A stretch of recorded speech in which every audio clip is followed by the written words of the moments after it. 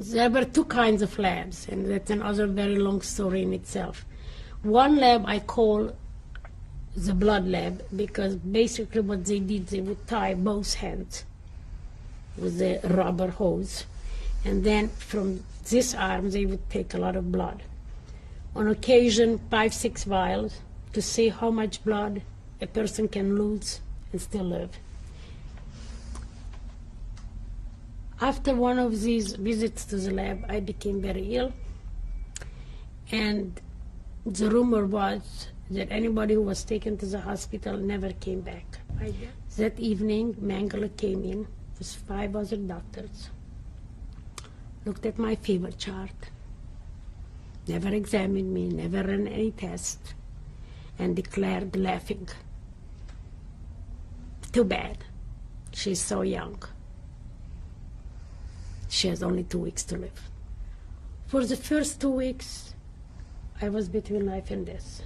I remember most of the time waking up on the barrack floor as I was crawling because I couldn't walk. And even in semi-conscious state of mind, I kept telling myself, I must survive, I must survive.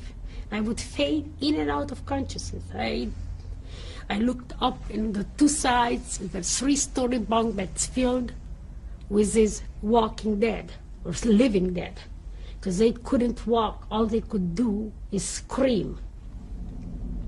So I learned to read the thermometer. The 2 girls who were with me taught me how, and I don't know what disease they had. The nurse came and put in the thermometer. I would pull it out, check it. If it was too high, I would shake it down, put it back in, and let it stick out in the back. And this way, I was in charge of how much fever I was going to have. Now, I was Mengele, in my case, never, ever talked to me. He talked about me, he talked at me. You have to realize, Mengele did not treat us as human beings.